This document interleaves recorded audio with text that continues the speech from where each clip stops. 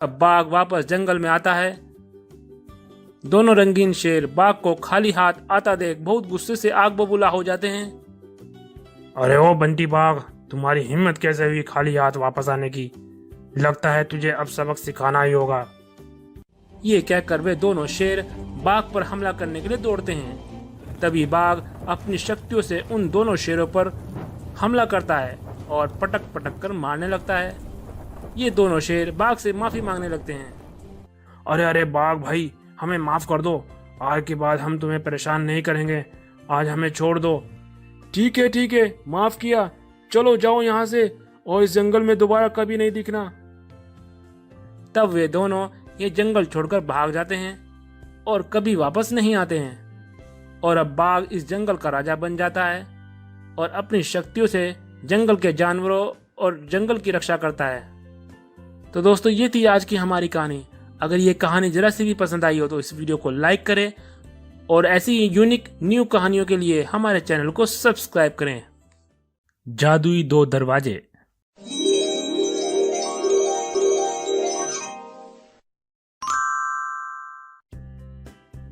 एक जंगल में एक शेरनी अपने दो बेटों के साथ रहा करती थी, जिसमें बड़े बेटे का नाम शेरू और छोटे बेटे का नाम वीरू था।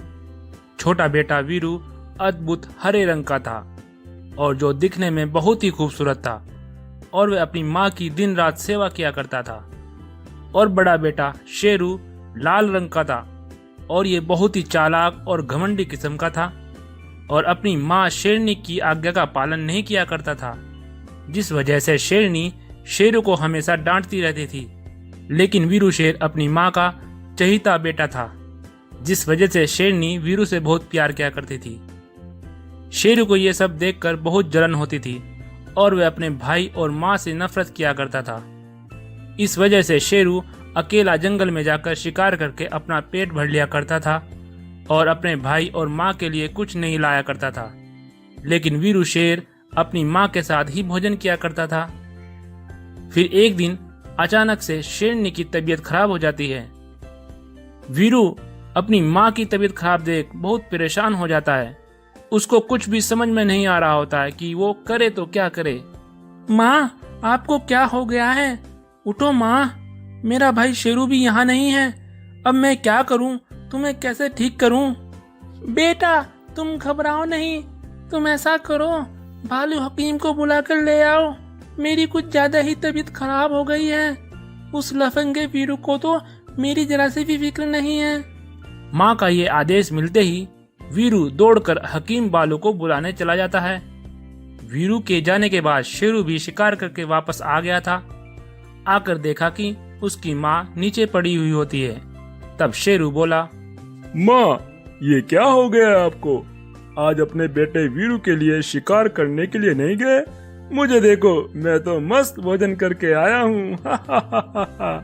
अरे ओ नालायक, तू हंस रहा है?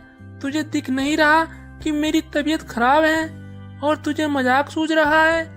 मेरी सेवा करने के बजाय मेरा और मेरे बेटे का मजाक उड़ा रहा है। चला जा यहाँ से, मुझे तेरी कोई जरूरत नहीं है।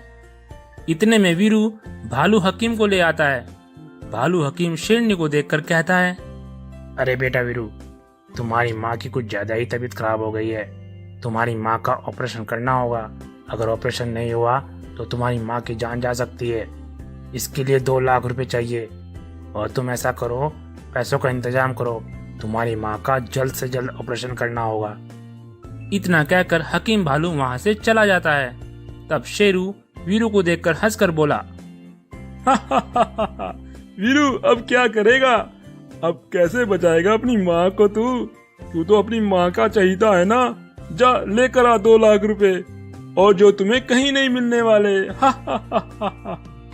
शेरू, तू कैसा बेटा है? यहाँ तुम्हारी माँ बीमार पड़ी है और तू जोर जोर से हंस रहा है और मेरा मजाक भी उड़ा रहा है। मुझे कोई फर्क पड़ने वाला नहीं है। चाहे मेरी माँ मरे या जिए, मुझे इससे कोई मतलब नहीं है। मैं तो चला जंगल में अपना मस्त भोजन करने के लिए।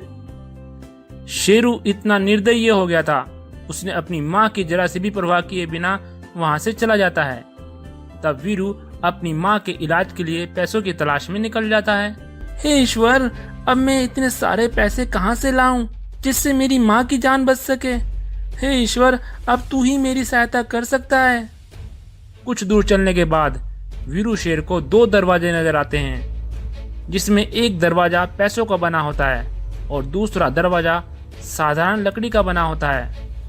पैसों के दरवाजे के सामने जवान खूबसूरत बाघ खड़ा होता है और साधारण दरवाजे के सामने बूढ़ा कमजोर बाघ खड़ा होता है। सुन